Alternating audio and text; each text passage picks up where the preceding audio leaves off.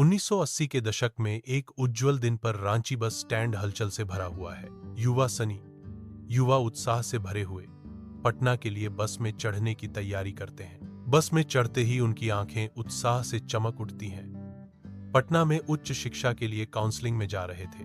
सनी खिड़की से बाहर देखते हैं। बस के दूर जाने पर उनकी उत्तेजना बढ़ रही है, जो उन्हें उनकी प्रतीक्षित महाविद्यालय में प्रवेश की ओर ले जा रही है। बस पटना के रास्ते पर गड़गड़ाती है। पहिए का हर मोड़ अपने यात्रियों की शांत प्रत्याशा में गूंजता है। सनी खिड़की के पास अपनी सीट पर बैठ जाते हैं। उनकी निगाह बाहर की दुनिया की ओर खिंची चली जाती है। दृश्य धुंधला हो जाता है। सानी की आंखों के प्रतिबिंब में कैद क्षणों का एक टेपेस्ट्री। विचारों में खोए सनी परिदृश्य को देखते हैं। हर मील उनके गंतव्य के करीब एक कदम है। बस की लयबद्ध खड़खड़ाहट सनी की आत्मनिरीक्षण यात्रा के लिए एक सुखदायक पृष्ठभूमि बन जाती है। जैसे ही पटना नजदीक आता है, बस में उत्सुकता बढ़ती है, जो सनी के दिल में शांत आशा को दर्शाती है। बस के दरवाजे खुलते हैं और एक अजनबी अंदर आता है, जिससे सवारियों की सामान्य लय बाधित होती है। अजनबी गलियारे से चलता है। उसकी आंखें बैठे यात्रियों की कतारों को स्कैन कर रही हैं। वह सनी के पास जाता है। उनके पीछे की जगह खाली है। अजनबी सनी के पीछे की सीट पर बैठ जाता है। बस के अंदर एक मौका मिलने पर एक उभरता हुआ संबंध शुरू होता है, क्योंकि एक अजनबी सनी के पास आता है। एक सौहार्दपूर्ण वातावरण उन्हें घेर लेता है, क्योंकि वे बातचीत में उतरते हैं। उनके बीच एक बंधन बनना शुरू हो जाता है।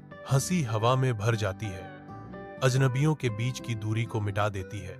वे दोस्त बन जाते हैं। बस अपनी यात्रा जारी रखती है, अब नव प्राप्त दोस्ती से जुड़े दो आत्माओं को ले जा रही है। एक धूल भरा ढाबा सड़क के किनारे खड़ा है, जो झुलसा देने वाली धूप में यात्रियों के लिए एक आश्रय स्थल है। सनी और अजनबी अपनी यात्रा रोकते हैं। विनम्र भोजनालय में आराम और भोजन की तलाश करते हैं। आरामदायक चुप्पी में वे भोजन साझा करते हैं। उनका बंधन अनकहा पर स्पष्ट है। अजनबी अपने संक्षिप्त अंतराल का समापन करता है। एक शांत इशारा के साथ बिल का निपटान करता है। नई ऊर्जा के साथ सनी और अजनबी अपनी यात्रा जारी रखने की तैयारी करते हैं। ढाबा उनके पीछे फीका पड़ रहा है। बस गड़गड़ाती हुई चलती है। एक धातु का कोकून जो सपनों और भाग्य को पटना की ओर ले जा रहा है। अंदर सनी और अजनबी के बीच गहरी बातचीत चल रही है। अजनबी ध्यान से सुनता है। उसका भाव विचारशील है, क्योंकि वह सनी के शब्दों को आत्मसात करता है। सूर्य की रोशनी बस की खिड़की से आती है, जिससे उनकी बातचीत के सूक्ष्म बारीकियों को उजागर किया जाता है। अजनबी जवाब देता है। उसकी आवाज बस की स्थिर लय के बीच एक धीमी गूंज है। बाहर दृश्य धुंधला हो जाता है। उनकी प्रकट होती बातचीत के लिए एक क्षणिक पृष्ठभूमि। चमकदार पटना धूप के नीचे सनी और अजनबी भीड़ भरी बस से उतरते हैं। वे व्यस्त बस स्टैंड में अपने होश संभालते हुए रुकते हैं। सनी और अजनबी साथ साथ उनकी आगे की यात्रा चलना शुरू करते हैं। वे लोगों की भीड़ से बेपरवाह होकर गुजरते हैं।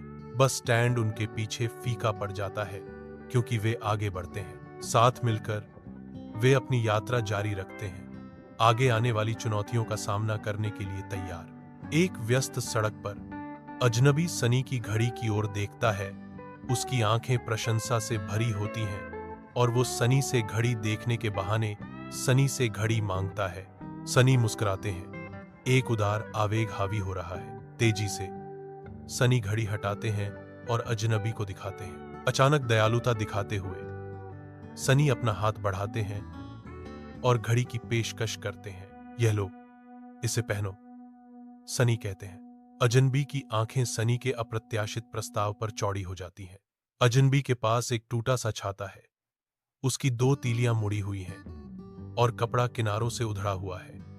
बारिश हल्की हल्की पड़ रही है और सड़कें भीग चुकी हैं। वो अचानक सनी की तरफ मुड़ता है और कहता है, यार, जरा इस छाते को उस दुकान पर दिखवा दूं। पता है, बढ़िया रिपेयर करता है। सनी चौंकते हैं, पर मुस्कुराते भी है। हाँ चलो, वैसे भी उस गली में चाय बड़ी अच्छी है। दोनों एक छोटी सी छतरी रिपेयर शॉप की ओर बढ़ते हैं, जहां छाते की तीलियों के साथ साथ शायद कुछ इरादों की परतें भी खुलने वाली हैं। क्या ये एक मासूम जरूरत है या सनी को उस दुकान तक लाने का कोई बहाना? क्या अगली बारिश सिर्फ मौसम की होगी या किसी भरोसे की भी? चलिए आप बताइए, मैं अगला दृश्य बुनता हूं। कुछ देर बाद रात्रि के भोजन का समय हो रहा था।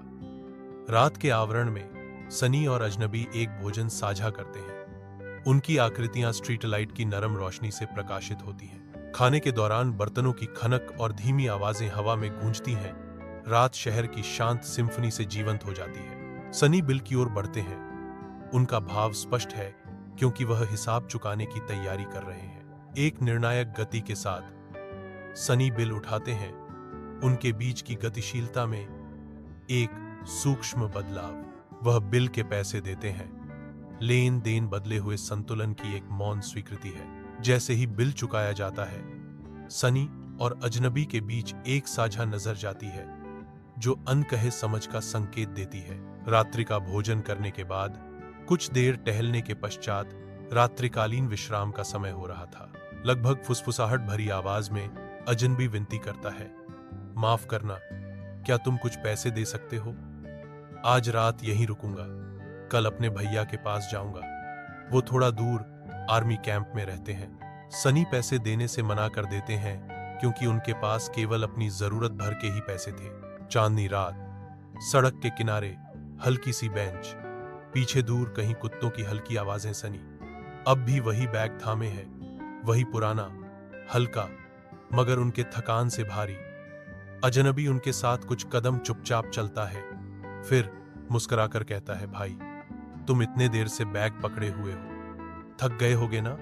लाओ मुझे दे दो, मैं पकड़ता हूं। सनी पहले मुस्कुराते नहीं, बस देखते हैं और बिना कुछ कहे अजनबी की तरफ बढ़ा देते हैं। कोई शब्द नहीं कहा गया, लेकिन वो बैग अब सिर्फ सामान नहीं था, एक विश्वास था जो किसी अजनबी के हाथों में सौंपा गया था। खामोशी में खोज करते हुए वे रात के आकाश की चौकस निगाहों के नीचे कठिनाई की आपसी समझ साझा करते हैं। लहरों की आवाज समुद्र के रहस्यों को फुसफुसाती है क्योंकि वे आराम की तलाश में अपना सफर जारी रखते हैं। शहर की रफ्तार अब थमने लगी थी। लाइटें बुझ चुकी थीं और सड़कें उदास सी लग रही थीं। दोनों चुपचाप चलते चलते फुटपाथ के एक किनारे आ पहुंचे।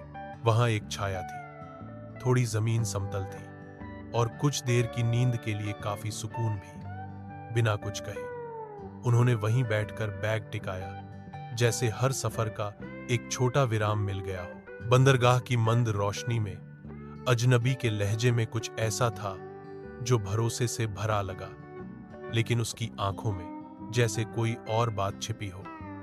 अजनबी ने कहा, अपने पास जो भी पैसा है इस बैग में डाल दो ताकि सुरक्षित रहे। सनी ने कहा, नहीं नहीं। सनी के विद्रोह तनावपूर्ण हवा को चीर देता है। उसके बाद अजनबी कुछ बोल नहीं पाया। मांग को ठुकराते हुए सनी तुरंत पैसे अपनी जेब में डाल लेते हैं, जो बढ़ते खतरे के खिलाफ एक मौन विद्रोह है। सनी ने विनम्रता से अपनी तौलिया और मैगजीन बाहर निकाली और अपनी शर्ट को बैग में रख दिए। अजनबी थोड़ी झुकी निगाहों से देख रहा था। बैग अभी भी अजनबी के पास था। बंदरगाह की दीवारों के खिलाफ पानी का धीमा धीमा बहना रात के लिए एक लोरी बनाता है। रात गहरी होती है, करीब 12 बजे, और दोनों आकृतियां नींद में उलझे रहते हैं। एक मौन बंधन साझा करती हैं। करीब करीब रात के 2 बज रहे थे। अचानक सनी की आंखें खुली। बंदरगाह की रोशनी की धुंधली चमक, दिशाहीन। सनी धीरे धीरे बैठ जाते हैं।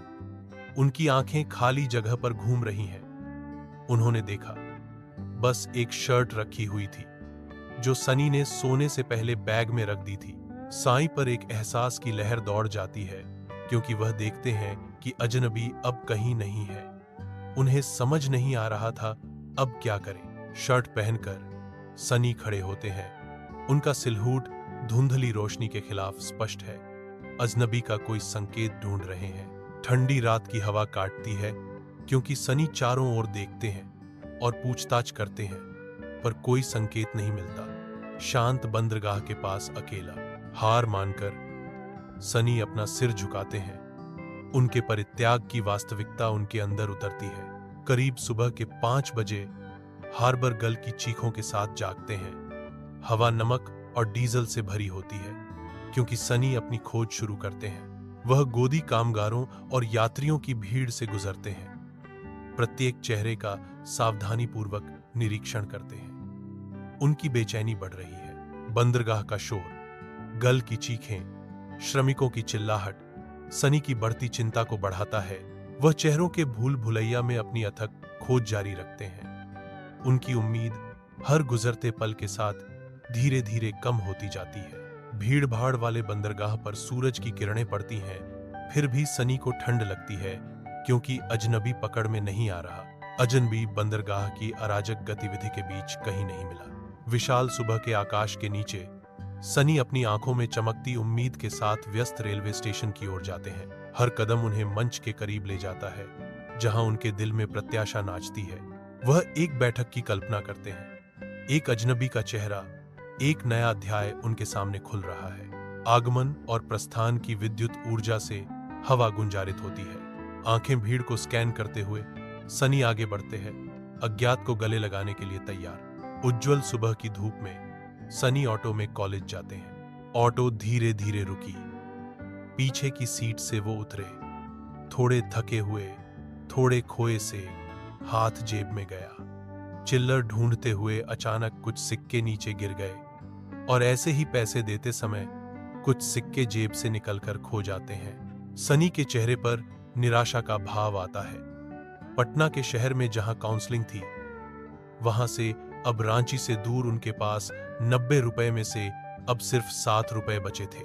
आकर पता चला कि वो गलत पते पर आ गए हैं। आसपास एक भला आदमी मदद करते हुए कहे, ये वो कॉलेज तो यहां नहीं, वो 3 किलोमीटर आगे है। सनी कॉलेज की ओर अपनी सवारी जारी रखते हैं। उनके चेहरे पर चिंता और दृढ़ संकल्प का मिश्रण दिखाई देता है। काउंसलिंग ऑफिस के बाहर एक लंबी कतार थी और बोर्ड पर लिखा था, प्रवेश प्रक्रिया शुल्क 40 रुपए। वो जेब में हाथ डालते हैं। खनक नहीं आती, सिर्फ उंगलियां महसूस होती हैं। पैसों का इंतजाम करना था और खुद से भी नजरें न चुरानी पड़े। सनी दुकानदार के पास जाते हैं। उनका भाव उम्मीद से भरा हुआ है। सनी दुकानदार से पूछते हैं, माफ करना, क्या आप मेरी किसी चीज में मदद कर सकते हैं? दुकानदार उदासीनता से जवाब देता है, मैं व्यस्त हूं, क्या तुम्हें दिखाई नहीं देता? 4 से 5 दुकानों और कुछ लोगों से पूछने के बाद सनी रुक जाते हैं। दुकानदार की ठंडी प्रतिक्रिया पर उनकी आशावादी अभिव्यक्ति थोड़ी लड़खड़ा जाती है। दोपहर का समय हो रहा था। सनी कॉलेज के गलियारे में नेविगेट करते हैं। हर कदम उद्देश्य के साथ गूंजता है। एक शांत संकल्प उनकी विशेषताओं को कठोर करता है क्योंकि वह फुसफुसाते हैं, मुझे वास्तव में उम्मीद है कि प्रधानाचार्य मुझे सही दिशा दिखा सकते हैं। वह प्रधानाचार्य के कार्यालय की ओर अपनी यात्रा जारी रखते हैं। उनके भीतर प्रत्याशा और घबराहट घूम रही है। हवा में गर्मी थी, मौसम से नहीं, माहौल से। दर्जनों चेहरे पसीने से भीगे हुए, हाथों में फॉर्म, एडमिट कार्ड और सवालों से भरी आवाजें। पता चला कि कॉलेज ऑफिस के पास बहुत सारे प्रत्याशी शोर मचा रहे थे। जाकर के पूछा तो पता चला कि आज की काउंसलिंग की तारीख स्थगित यानी पोस्टपोन कर दी गई है। कोई बोझ जो अब तक भारी लग रहा था, वो अचानक उतना जरूरी नहीं रह गया। जब ये सुना कि काउंसलिंग स्थगित कर दी गई है, सनी ने खुद को भीड़ से थोड़ा अलग किया। एक खंभे के पास टिककर बैठ गए। वो पहली बार मुस्कुराए। सनी रांची वापस आए हैं। उनका चेहरा निराशा से भरा हुआ है। रांची की व्यस्त सड़क सनी की गंभीर वापसी के प्रति उदासीन लगती है। शहर के जीवंत रंग सनी के निराशाजनक मूड के विपरीत है। रांची की जानी पहचानी गलियां सनी के थके हुए दिल को कोई सांत्वना नहीं देती। तेज धूप में सनी अपने आखिरी दौरे के 1 महीने बाद पटना में काउंसलिंग के लिए जीवंत कॉलेज परिसर में लौटते हैं। सारी काउंसलिंग प्रक्रिया पटना में संपन्न हुई और अंतिम परिणाम स्वरूप रांची के कॉलेज में प्रवेश सुनिश्चित हुआ। वह उद्देश्य के साथ चलते हैं। उनका गंतव्य वह परामर्श सत्र है जो उनका इंतजार कर रहा है। सूर्य की रोशनी दृश्य को नहलाती है। पहली बार कॉलेज, ये सिर्फ एक वाक्य नहीं, ये एक अनदेखे संसार की दहलीज है, जहां डर भी है, उत्साह भी। और हर कोना एक नई कहानी का वादा करता है। मार्गदर्शन और समझ का वादा उसे इमारत में खींचता है। कॉलेज का परिसर ऊर्जा और चहल पहल से परिपूर्ण है, क्योंकि सनी छात्रों के समुद्र में नेविगेट करते हैं। कॉलेज जीवन के जीवंत अराजकता के बीच एक अप्रत्याशित मुठभेड़ इंतजार कर रही है। रांची में एक दिन सुबह की हल्की धूप, साइकिल की घंटी की टनटनाहट और कॉलेज के रास्ते की भीड़। अचानक उस हजार चेहरों में एक ऐसा चेहरा दिखा जिसे देखकर दिल की रफ्तार साइकिल से तेज हो गई। वो चेहरा जो सनी ने शायद कभी ठीक से नहीं देखा था, पर उनकी दौड़ती साइकिल थम गई क्योंकि दिल ने पहचान लिया। भीड़ के पीछे दुकान के शटर की ओट में छिपता वो लड़का सनी ने जाने दिया, क्योंकि कॉलेज का समय हो रहा था और अचानक में उन्हें समझ नहीं आ रहा था कि उसके साथ क्या किया जाए। अब सवाल ये था, क्या वो अजनबी दोबारा मिलेगा? उत्तर शायद किसी मोड़ पर छुपा है, जैसे कोई भूलैया या फिर किसी सड़क के किनारे टंगा इंतजार। कॉलेज परिसर युवा ऊर्जा से गूंजता है, क्योंकि दोस्त अपने साझा पल में आनंद लेते हैं। सनी सारी घटनाओं का विवरण अपने कॉलेज के दोस्तों से करते हैं, पर सब उनकी हंसी उड़ा देते हैं। रोजमर्रा की तरह सनी एक दिन साइकिल से कॉलेज जा रहे थे कि अचानक फिर से वही अजनबी नजर के सामने दिख गया। और इस बार सनी के क्रोध शांत नहीं हुआ था। भीड़ फिर वही थी, पर इस बार सनी का चेहरा अलग था। अब कोई झिझक नहीं, बस सवाल था, और वो सामने खड़ा था।